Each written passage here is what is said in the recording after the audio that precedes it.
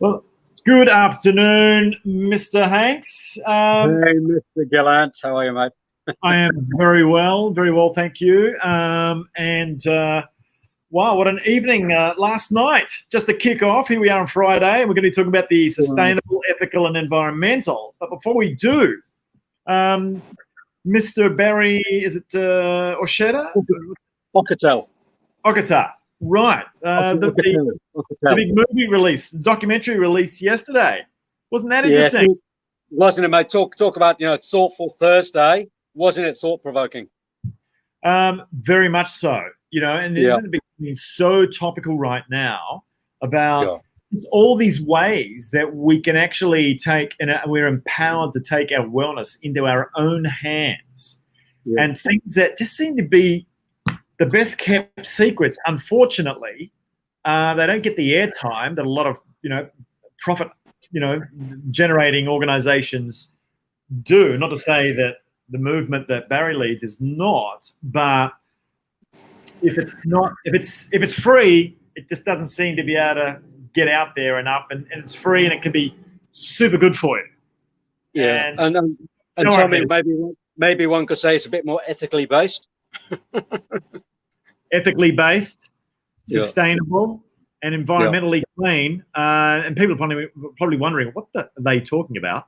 How you can actually get your eyesight to improve, right?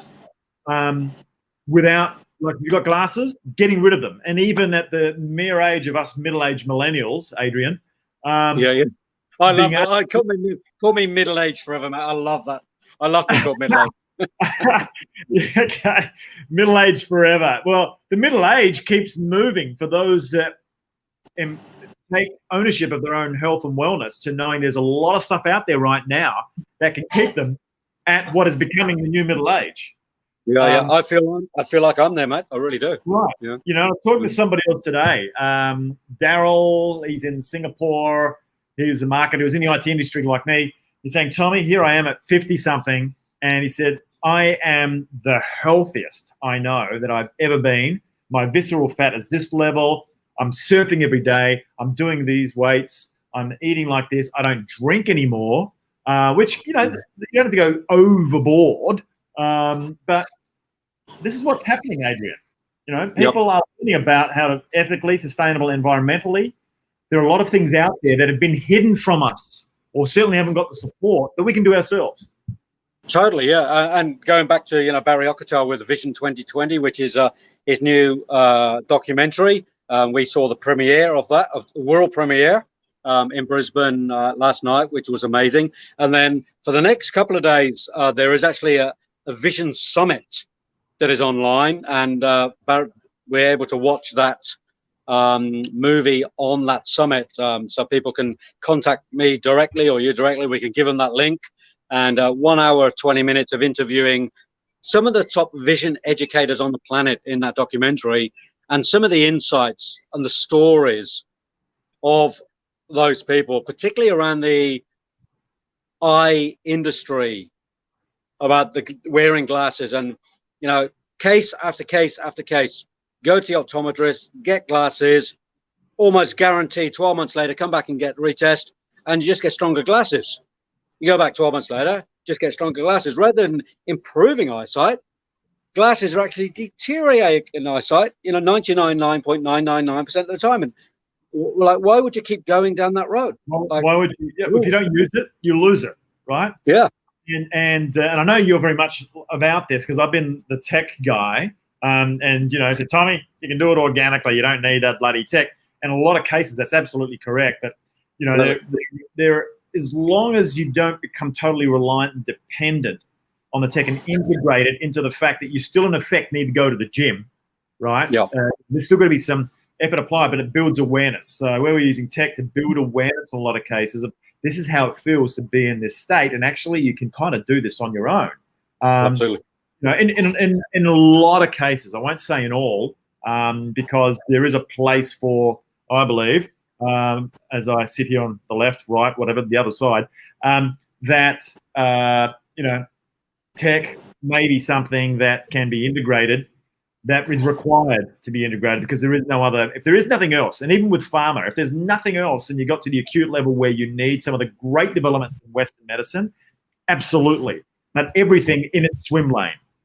Yeah, right? totally. Yeah. And sometimes, as we know, some of the tech, the biofeedback machines and things at the moment, I'm actually down in the Byron Shire at the moment, and just been to a naturopath with my good woman, and linked up to the SEC machine, hand on the gadget, you know, you'd love this. Up on the screen, all the images, if everything is in place, out of place, in tune, out of tune, with ease, in disease, all color-coded, all the meridians. And just from that biofeedback from that machine, with the hand on the machine for like 30 seconds, collaborating 100% the story, the historical story of health on a biofeedback, like absolutely there in front of our eyes. It's like, that's modern, great, fantastic technology to use. Wow. Because it gives a visual. It's a bit like the old Rolf machine, except it's like even more hectic. Is it like a bioimpedance thing? It gives you a phase angle and all that sort of thing? Yeah. So what it does, it gives you all the major organs, and then we do a live blood analysis around that as well to look at the movement of the blood, and then putting all the stories together of what's the emotion behind it, of course. And as a psychotherapist, I'm all about emotions as well.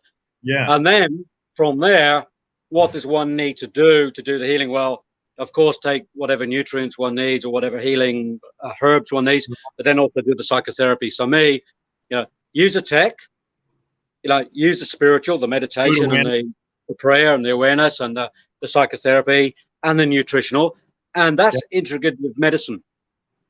Right, absolutely. I mean, and that's the way forward. That's where you're using, I mean, if we're using some of the wave and frequency stuff, you're talking, you know, Tesla, Einstein, and then you're talking historically, and, you know, proud to say some of my heritage, you know, what's his name? Hippocrates, you know, and his approach, you know, in that you're building awareness around, I think there's one saying he says, apart from the one he says where, you know, let food be thy medicine, the other one he says too, that, you know, it's when we commit these small sins every day that, you know, all of a sudden we get surprised with, you know, disease that finally manifests into some symptom, and hopefully the symptom isn't fatal ones, you know, or terminal ones. So getting back then to, you know, sustainability and you know, ethics and environmental sort of consciousness here, in a spiritual sense, and just to make it a little easier, bringing in the corporate world, how do we connect that all together, you know, moving forward? So, Tommy, great question. And what I want to bring it back to a bit, Tommy, is the study and the research and the path I've been on for 30 years with my own spiritual path of anthroposophy with the initiatives of Rudolf Steiner. One of the models we use is the fourfold human being, which is the physical, and then, if you like, the energy or the etheric body or the chi energy, and then what we call the astral realm, which is where all the habits sit and all the addiction patterns happen, and that's where the soul sits in that, if you like, that astral realm. And then, of course, we have the spiritual I presence realm. So we have the fourfold. But I want to bring us back to that very question of bringing it back into that soul space, because you and I keep talking about bringing soul back into business. And from the model I use, and we come back to the soul's actually divided up in my model to 3 different aspects. And we call that the intellectual soul, which is more about the spiritual thinking and spiritual awareness. We have what we call the sensory soul, which picks up all the feelings and the emotions. And then we have what we call the moral soul, or the conscious soul, which works on the morality and the consciousness of our own awareness of our own behavior.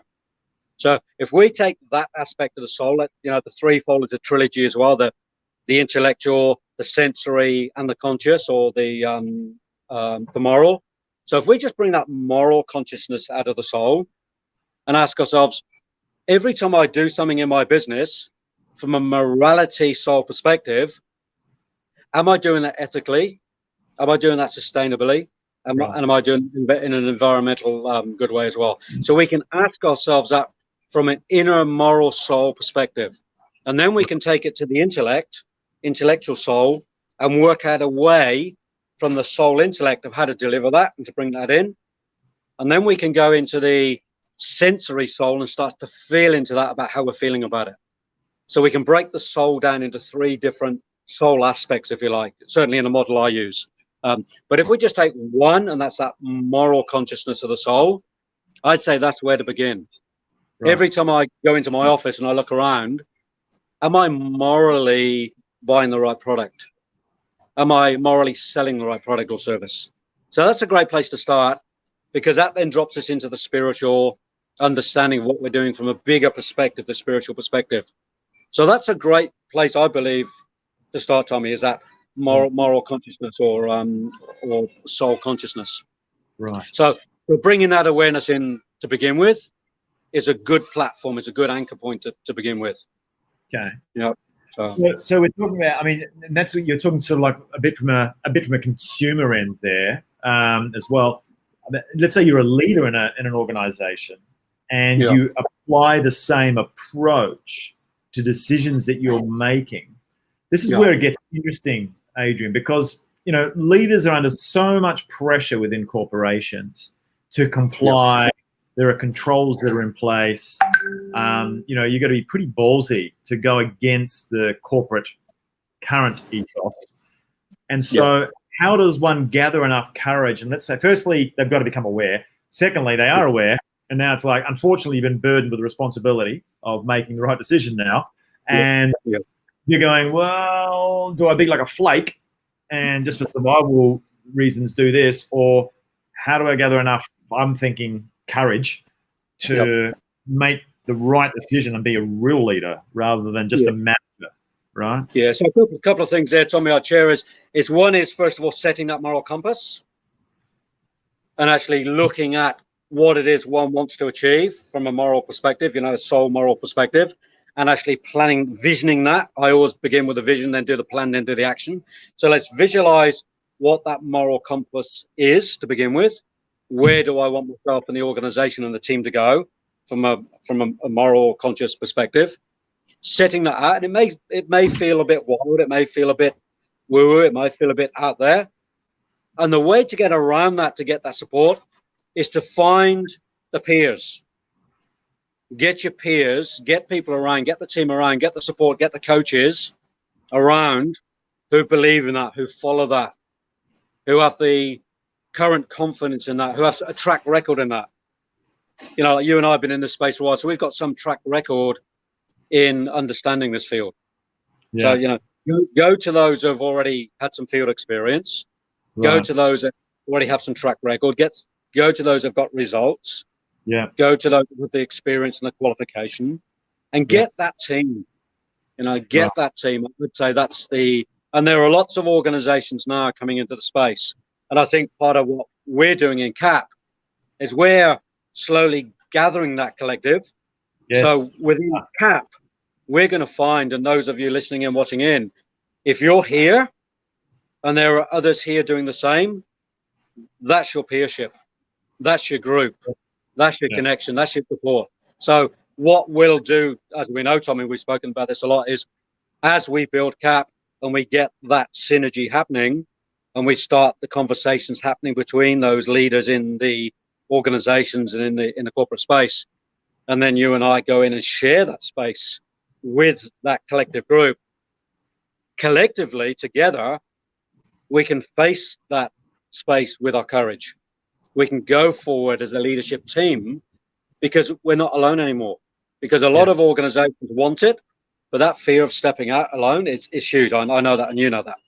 Yeah. So if we can do that as a collective, as a team, you know, like Kilda running out on the field together rather than just one individual running out and being, because often you hear this in sport.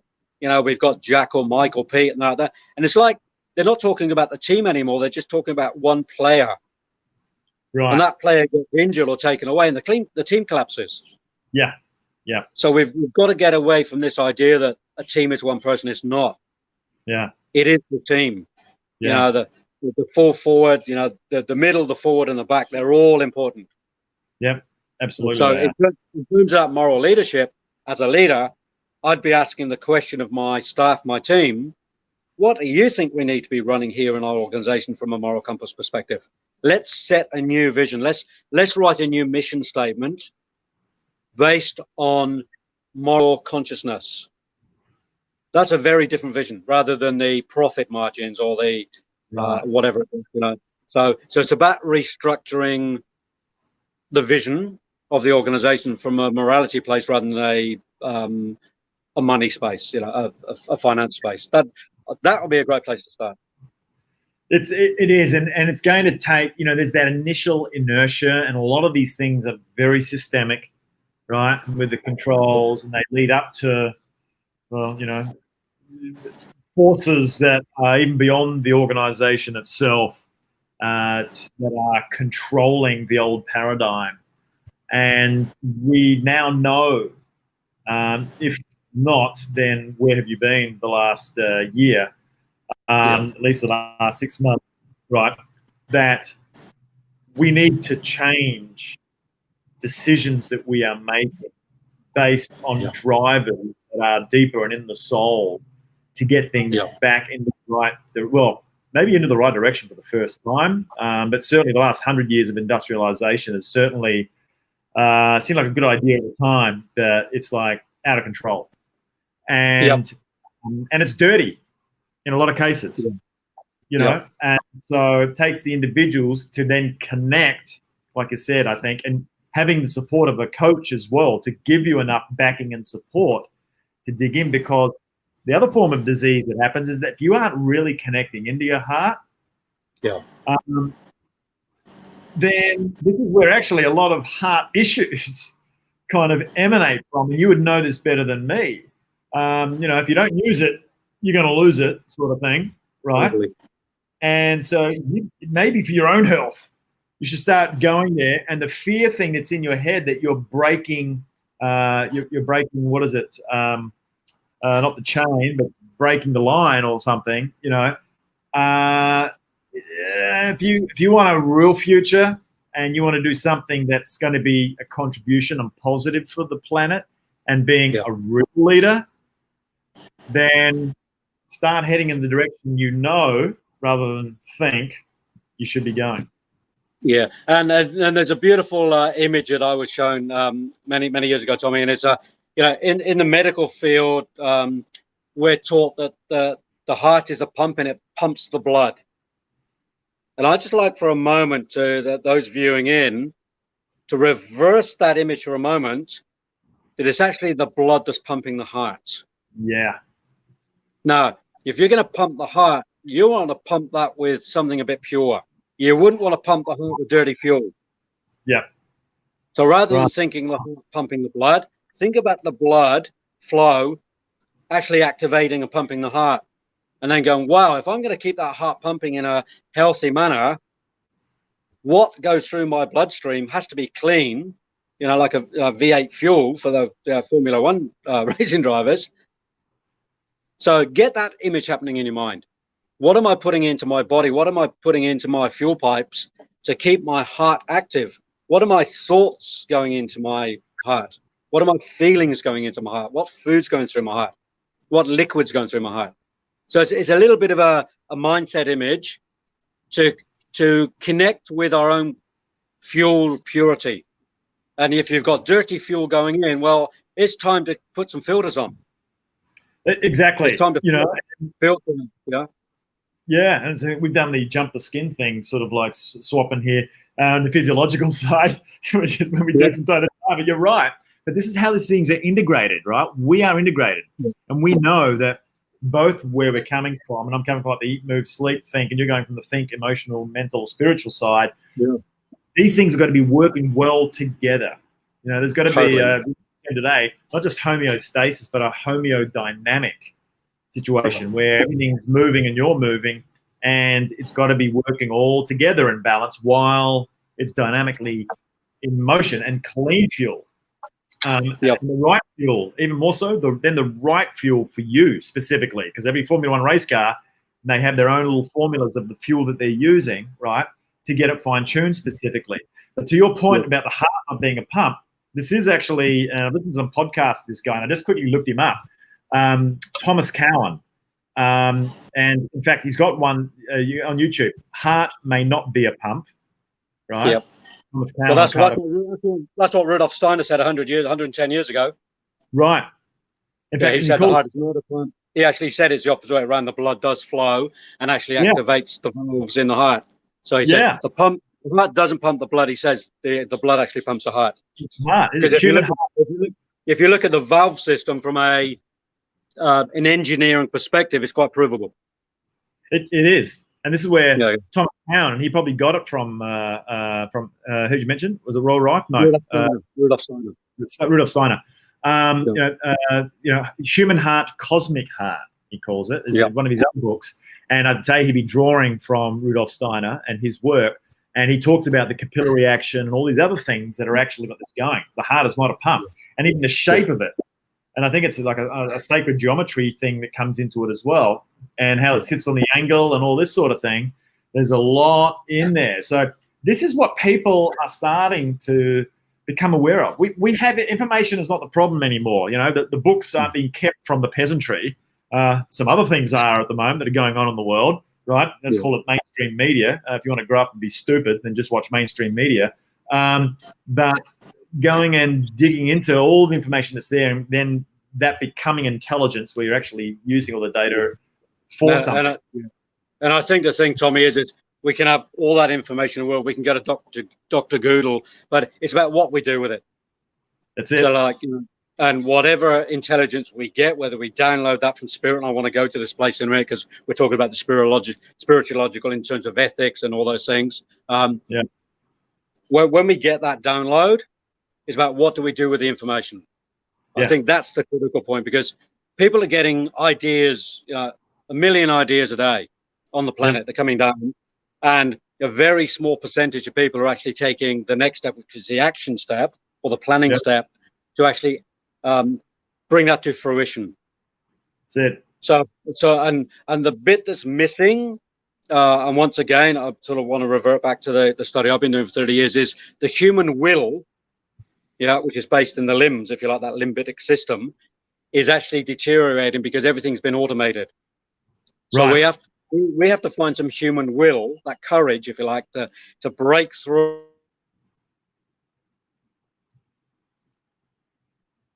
Whoop, I think Adrian's just frozen up. The 4G or 5G, whatever they got going there in Byron Bay, seems to have locked up a little. So, as I tap dance into this, but where Adrian was coming from is looking at the human will to make the effort against the initial inertia. The thing is, it's just taking those first few steps, into which it then gets easier, right? And so, building up your, say, knowledge, then acting on that knowledge, and then support to be able to do that is key as well. And that's where, we just lost Adrian completely. That's where having someone like a health coach, wellness coach, superhuman coach, whatever, but something to do with your, physiological being, and then also your emotional, mental stuff as well. And using that to get the support, that once you've got the information, that you're acting on it, and then acting with integrity, no matter what situation you're in, and whether you're in the corporate environment or you're at home or wherever you are, adapting it for the situation, but the information still coming from the right place and with integrity, and imparting on it and acting on it. So that is where leadership comes in. It's doing what not only but you feel ethically, as per the title, sustainably and environmentally is correct and is right for the planet, for humankind, right? Whether you're a human in the workplace, the home place, outside and the out place, whatever place, that you're coming from a deeper place than just a decision on your mind and doing a quick risk assessment, which we've all been trained to do so damn well in the corporate world. So, yeah, and I don't think we're going to be getting Adrian back. So I reckon we're going to wind it up here, guys. And we are just about to start recording our 12-part mini series or mini trainings on everything that Adrian and I do in working with individuals, but making that now accessible to everyone. And we're building that on a platform right now. We went and found ourselves the best platform. We're now interviewing videographers, and we're going to be setting off on that in the next within the next 2 weeks is the plan to get the Corporate Alchemist project and code name. We haven't got a name yet for the video series, but that'll be coming to you soon. And we're looking to have it as a Christmas promotional offer. So look out for that within the next month when we launch. And there's going to be a pre-sale, which is going to be, and I think Adrian's tried to jump on just now. There's going to be a pre-sale. There we go. I'm just going to add him to the stream. So Adrian, I was just wrapping up from the point that you made. I'm just talking about the pre-sale of our 12-part mini training series that we're going to be recording with about the next couple of weeks. Yeah. And that's going to be available for anybody that's a member of the Corporate Alchemist Project group are going to be getting a special deal. And then we're going to have a pre-sale for Christmas for those executives or for their teams perhaps, or for HR directors that have a budget that's kind of blown out now with a lot of the extra wellness money that's coming in after our dear COVID landed on the planet. And for yeah, I think I've covered everybody. Yeah. So I had a big internet drop out there down here in Mexico over the border from Queensland down in Byron Bay. So yeah, you're obviously not at Mullumbimby where they have outlawed 5G there, I think, or they managed to keep it out so far. It's actually quite funny, Tom, because we went there to the farmers market there this morning on the way through because we were up very early coming to the border this morning. So we went and had breakfast at Mullum Farmers Market this morning, and all the Stop 5G banners are out and posters. Wow. And I had no internet service out there, so it was quite funny. bit of an irony. There we go. Well, that can be a healthy thing on a number of fronts. Disconnecting you from your daily normal activities. But how very cool you're coming from Byron Bay. You haven't seen Mr. Hemsworth walking around anywhere, have you? Yeah, we just had a coffee. Chris, you and Chris, good mate. Yeah, I'm sure Bruce Lipton and whoever else is living out there now. Yeah, we actually did share a beach about 3 months ago. I was on one of the isolated beaches down here that are a bit of a secret that I know about, and Chris and his partner were on there while I was on that beach.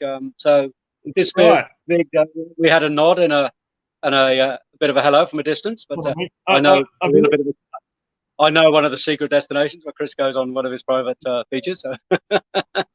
Right, I've got the deeper story, but that's not. Yeah, there's a whole other story there, but I will also honour his privacy as well. So I think it's important. So. Yeah, we'll keep it G-rated.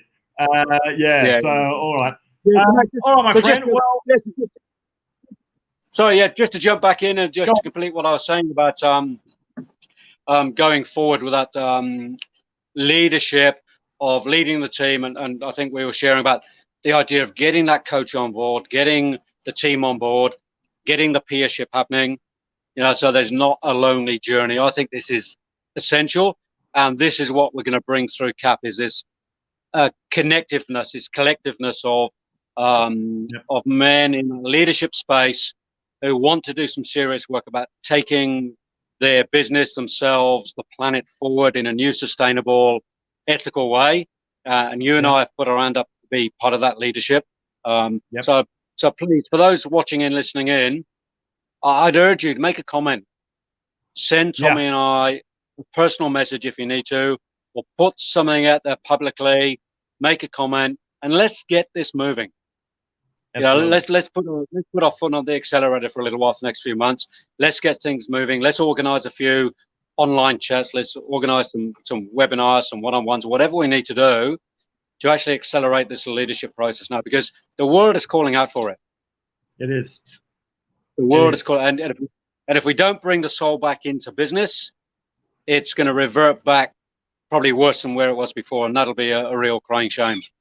Yeah, look, I think that, the corporate world's been asleep at the wheel, in my opinion.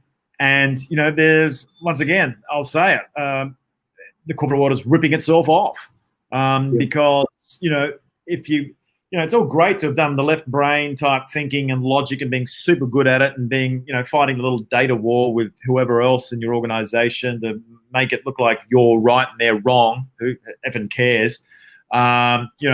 Working together, and working together means collaborating, cooperating, not aggression, not force, and coming from the soul, coming from the heart. That's where the upside is. The same as when physiologically we're talking about eating, moving, and sleeping being the tripod that I talk about, that what do you know? The most important one is actually sleeping. It's doing nothing. Right? Yeah. How easy is that? And that's where the upside is. And doing that properly. And of course, Tommy, once people learn that healthy sleep pattern and people get into the dreaming and lucid dreaming and all those other states, that's the gateway to some of the spiritual work as well.